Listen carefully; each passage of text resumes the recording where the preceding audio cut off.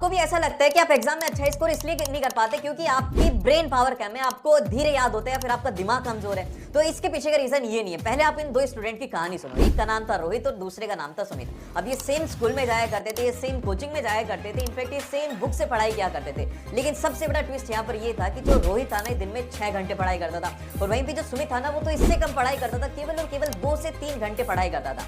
अब जब एग्जाम का रिजल्ट आता है तो उसको देखकर सभी लोग शॉक हो जाते हैं क्योंकि यहाँ पे रोहित ने स्कोर किया था 56%। अब आपको लग रहा होगा कि एग्जाम टफ था, इतना पढ़ने के बाद भी इसके इतने कम नंबर आए। तो सुमित ने तो इससे भी कम किया होगा, लेकिन सुमित ने पता है कितना स्कोर किया? सुमित ने स्कोर किया 96%। अब यही पूछने के लिए सभी लोग सुमित के पास में गए, सुमित भाई तुमने ऐसा कैसे किया? रोहित तो ज्यादा पढ़ते हो, तुम कम पढ़ के भी इतने अच्छे नंबर लिया। तो पता है उसने क्या कहा? उसने कहा कि जो रोहित है ना मुझसे ज्यादा माइंडेड है, इसको मुझसे जल्दी चीजें याद होती है, लेकिन ये पढ़ने में कुछ ऐसी गलतियां करता है जिस वजह से इसके एग्जाम में अच्छे नंबर नहीं आते, जो कि 99% स्टूडेंट करते हैं। तो ये गलतियां अगर आप भी करना बंद कर दोगे ना, अगले 7 दिनों के अंदर आप भी टॉपर बन सकते हो। तो कौन सी गलतियां हैं ये जानने के लिए इस वीडियो को एंड तक जरूर से देखना। भाई देखो, सबसे पहली गलती जो उसने बताई वो बताई टाइम मैनेजमेंट की। अधिकतर स्टूडेंट के साथ में प्रॉब्लम होती है कि उनके सामने बुक खुली होती है लेकिन वो दिमाग में कुछ ना कुछ सोच रहे होते हैं, उनके अंदर एक प्लानिंग चल रही होती है, कुछ ना कुछ अलग सोच रहे होते हैं, जबकि उन्हें लग रहा होता है कि वो पढ़ रहे होते हैं, याद नहीं हो रहा होता। फिर उसके बाद में थोड़ी देर में फोन में डिस्ट्रैक्ट हो रहे होते हैं और उनको लगता है कि थोड़ी देर चला लेता हूँ फिर उसके बाद पढ़ाई करूंगा।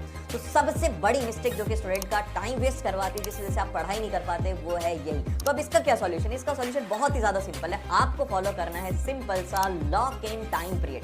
अब ये क्या होता है? जैसे कि आपको क्या करना है, अब आपको एक टाइमर लगाना है कि आपको 30 मिनट्स के लिए स्टडी करना है। ज्यादा बड़ा टारगेट मतलब बस 30 मिनट। अब उस 30 मिनट में क्या करना है? सबसे पहले तो आपको टॉपिक डिसाइड करना है कि भाई मुझे 2 टॉपिक खत्म करने 30 मिनट में। टाइमर लगा के बैठ जाओ।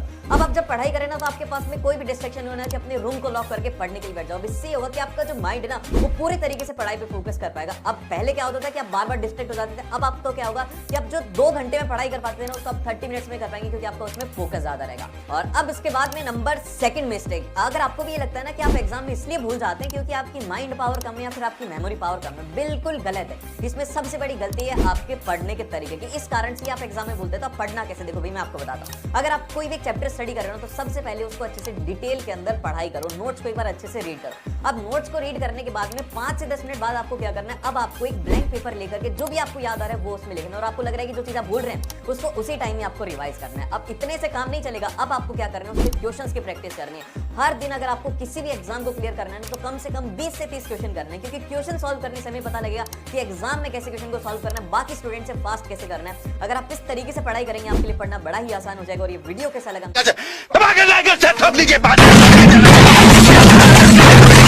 पूरा साल मेहनत करता हूं आपके लिए बेटा, ऐसा नहीं चलेगा।